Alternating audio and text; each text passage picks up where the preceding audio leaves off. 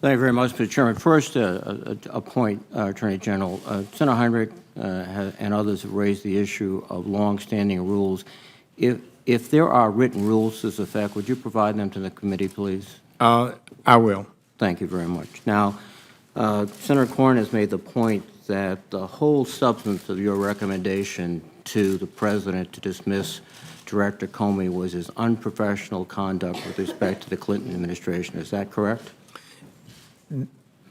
I supported everything that the Deputy Attorney General put in his memoranda as good and important factors to use in determining whether or not he had conducted himself in a way that justified continuing in office. I think it pretty well speaks for itself, and I believe most of it did deal with that. The discussion about his performance was a bipartisan discussion. It began during the election time.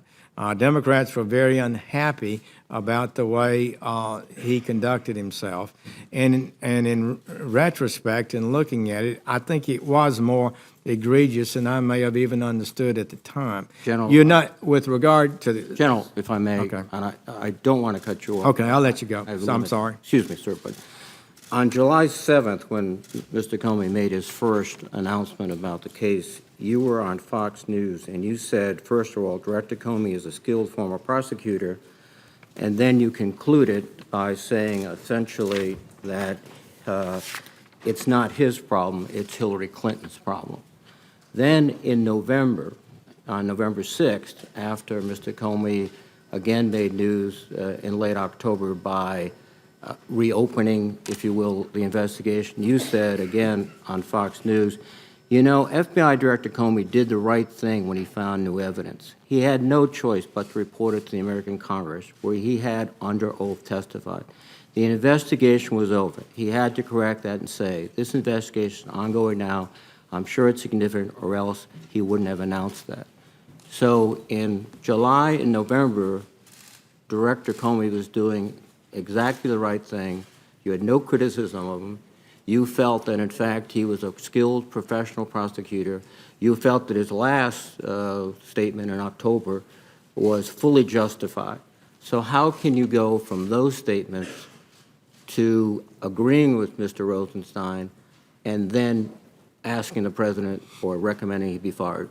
I think, in retrospect, as all of us began to look at that clearly and talk about it as perspectives of the Department of Justice, once the director had first got involved and embroiled in a public discussion of this investigation, which would have been better never have been discussed publicly, and said it was over. Then when he found new evidence that came up, I think he probably was required to tell Congress that it wasn't over, that new evidence had been developed. It probably would have been better and would have been consistent with the rules of the Department of Justice to never have talked about the investigation to begin with. Once you get down that road, that's the kind of thing that you get into that went against classical prosecuting policies that I learned and was taught when I was a United States attorney and assistant United States attorney. If I may ask another question. Your whole premise in recommending to the President was the actions in October involving Secretary of State Clinton, the whole Clinton controversy. Did you feel misled when the President announced that his real reason for dismissing Mr. Comey was the Russian investigation? I'm not able to characterize that fact. So, I wouldn't try to comment on that. So you had no inkling that there was anything to do with Russia until the President of the United States basically declared it not only on TV, but in the Oval Office to the Russian foreign minister saying, the pressure's off now, I got rid of that nut job. That came to you as a complete surprise. Well, all I can say is, Senator Reid, that our recommendation was put in writing, and I believe it was correct. And I believe the President valued it, but how he made his decision was his And you had his no, process. no inkling that he was considering the Russian investigation? Well, I'm not going to try to guess what I No, thought at the time. that's fair.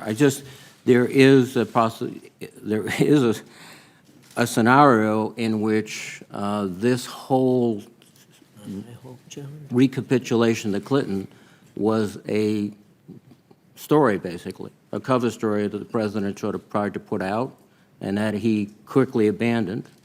And his real reason was a Russian investigation, which if had been the case, I would suspect you in principle would have reclused yourself from any involvement. So, thank you.